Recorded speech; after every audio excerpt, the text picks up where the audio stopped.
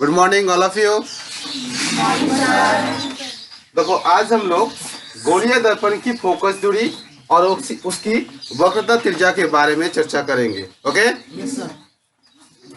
देखो गोलीय दर्पण की फोकस दूरी f और r वक्रता त्रिज्या r में क्या संबंध है उसके बारे में आज हम लोग चर्चा करेंगे। ठीक है, तो देखो f बराबर r/2 कितना होता है? f बराबर r/2 होता है।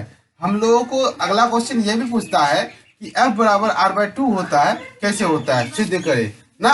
प्रूव दैट, इस तरह से क्वेश्चन आता है, prove that f is equal to r/2। Very good. देखो ये क्या है, तो ये है अवतल दर्पण। कौन सा दर्पण है? अवतल दर्पण। ठीक है, तो अवतल दर्पण में हम लोग क्या कर रहे हैं कि यह दर्शाने का कोशिश कर रहे हैं कि f बराबर r/2 होता है। ठीक है, तो देखो जब हम लोग एक्सिस के पैरेलल में, जब हम लोग एक्सिस के समांतर में एक किरण को इस प्रकार से ना आपतित करते हैं, इंसिडेंट करते हैं ना अवतल दर्पण में, तो ये किधर से होकर जाती है? तो ये जो है फोकस से होकर जाती है।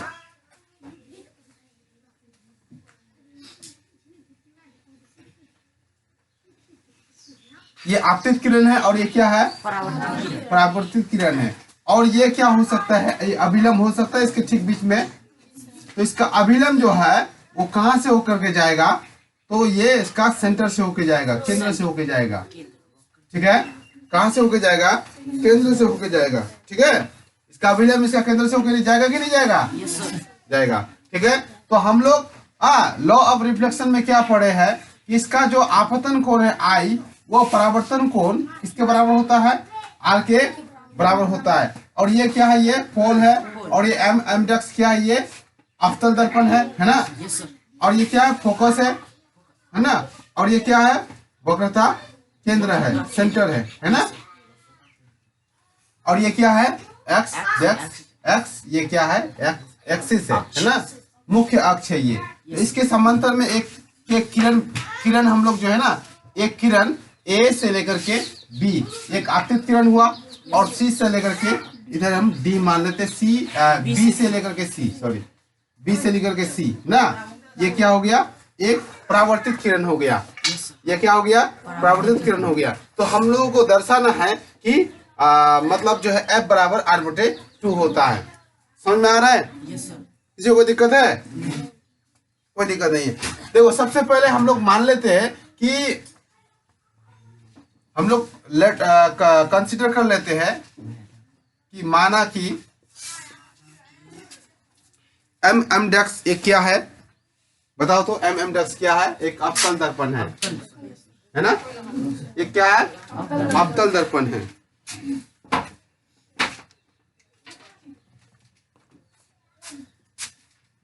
एम डेक्स ये क्या है? अवतल दर्पण है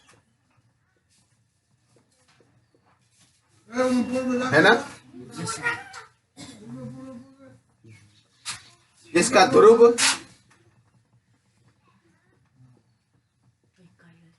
इसका पोल कौन है?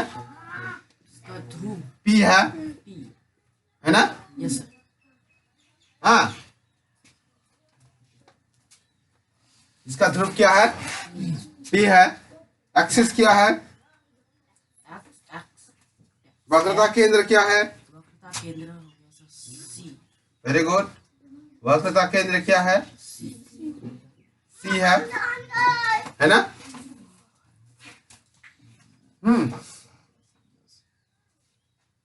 इस तरह से हम लोग लिख सकते हैं। और एक्स डेक्स क्या है? एक्सिस है, मुख्य अक्ष है, मुख्य अक्ष है ना। तो मुख्य अक्ष के समांतर, मुख्य अक्ष के समांतर आपतित किरण, आपतित किरण ए भी है ना, ए भी है ना। आपतित किरण क्या है? ए भी है। जो अवतल दर्पण के अवतल दर्पण पर आपतित होती है ना ये। Yes sir. उसके बाद परावर्तित होती है। बीसी क्या है? परावर्तित किरण है। तथा बीसी परावर्तित किरण है। ठीक है। हाँ, आई क्या? आपतन कोण है। इसको हम लोग क्या कहेंगे? ए बी सी कहेंगे, है ना। सी यहाँ पर लिए हम लोग, यहाँ सी बेकार लिए ना कंफ्यूजन में ना, यहाँ सी ले लिया, डी होगा। ठीक है, सी ऑलरेडी है। देखो ए बी, हम लोग सी तो सेंटर को माने हैं, तो इसीलिए तो सी इधर नहीं मान सकते आपतित किरण, परावर्तित किरण को ना, तो हम लोग परावर्तित किरण को बी डी मान लेंगे। ठीक है, तो यहाँ पे कहाँ चला गया? यहाँ परावर्तित किरण ना, यहाँ गलती हो गया। तो तथा बी डी क्या है? परावर्तित किरण है। बी डी क्या है? परावर्तित किरण है। या हम लोग आपतन कोण को मान लेते हैं। आपतन कोण, आपतन कोण, एंगल ऑफ इंसिडेंट ना, आपतन कोण ए बी सी बराबर आई है ना। और परावर्तन कोण क्या है? परावर्तन कोण ये सी बी डी या डी बी सी, यही ना होगा। डी बी सी बराबर कितना हो जाएगा? आर है। ठीक है, याद तक उतारो पहले। अब देखो हम लोग आगे लिखते हैं ना।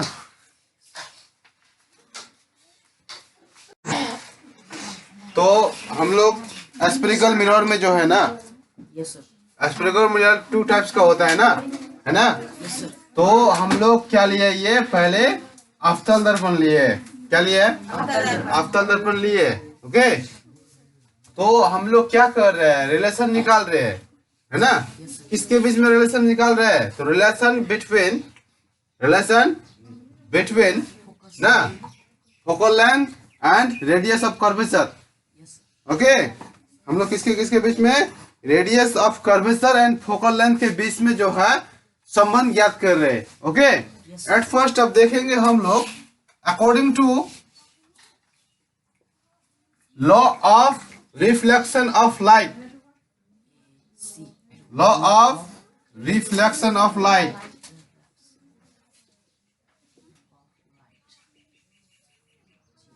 हम लोग क्या जानते हैं? परावर्तन के नियम से क्या जानते हैं कि इसका जो आपतन कोण है परावर्तन कोण के क्या होता है?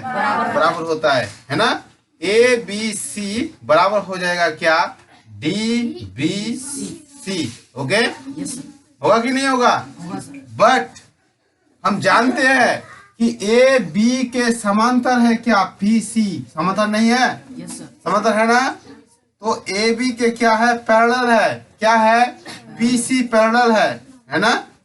तो जब पी सी पैरेलल है तो इसका जो एकांतर कोण है, इसका एकांतर कोण क्या बराबर नहीं होगा? ये कोण, दोनों कोण बराबर होगा।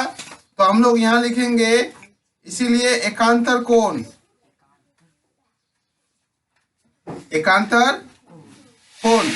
क्या क्या बराबर होगा? A B C F. Okay, ये वाला क्या हो जाएगा? आई हो जाएगा। क्या हो जाएगा? आई हो जाएगा। तो एंगल हो जाएगा यहाँ पे ए बी सी बराबर हो जाएगा क्या? बी सी एफ, है ना। होगा कि नहीं होगा?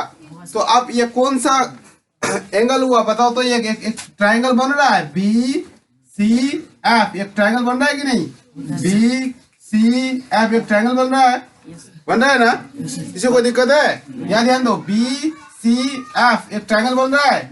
ये ट्रायंगल का ये जो एंगल है और ये जो एंगल है दोनों यदि बराबर हो तो ये कौन सा ट्रायंगल कहलाता है? समद्विबाहु त्रिभुज बोलता है, जिसका 2 साइड आपस में क्या होता है?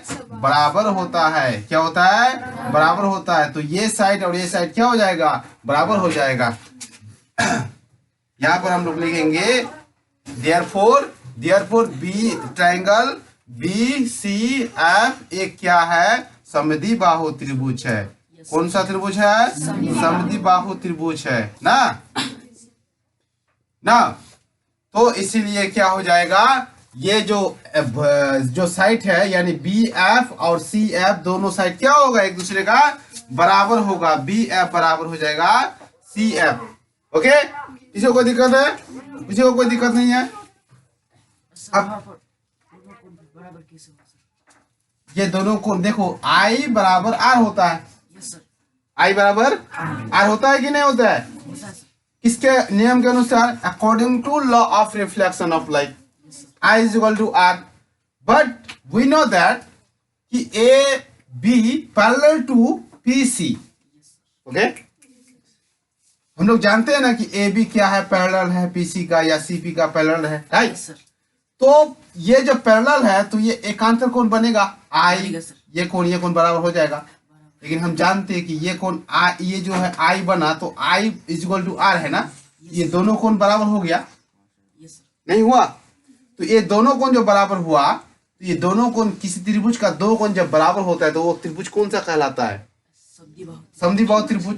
तो समद्विबाहु त्रिभुज ये दोनों भुजा बराबर हो जाएगा, यानी बी एफ बराबर सी एफ होगा।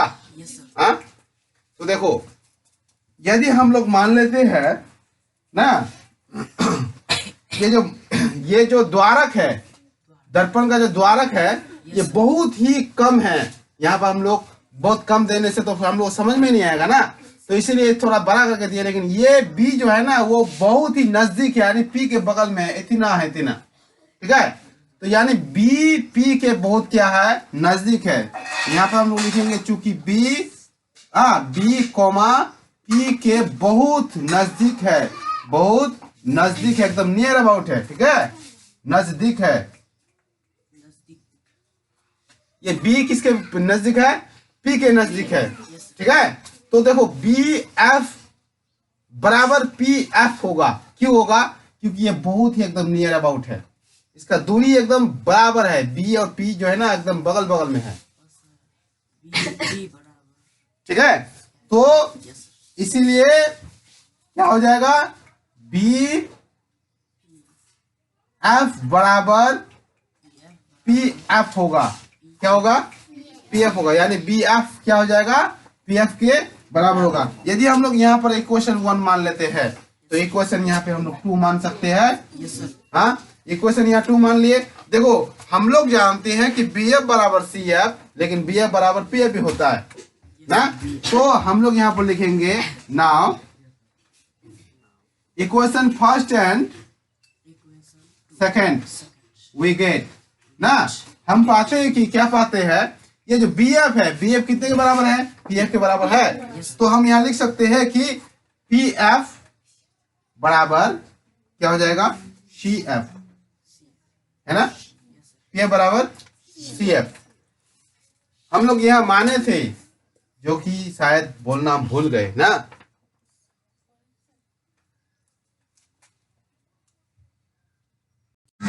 देखो इधर हल्ला नहीं करो। ये P से लेकर के C तक हम लोग कितना माने, R, और P से लेकर के F हम लोग कितना माने, फोकस दूरी F, स्मॉल f ना। एंड PC जो रेडियस ऑफ कर्वेचर है, वक्रता केंद्र, वक्रता त्रिज्या जो है ना, रेडियस ऑफ कर्वेचर जो वक्रता त्रिज्या है, वो कितना माने हम लोग, R माने ना। सो वी नो दैट, हम जानते हैं कि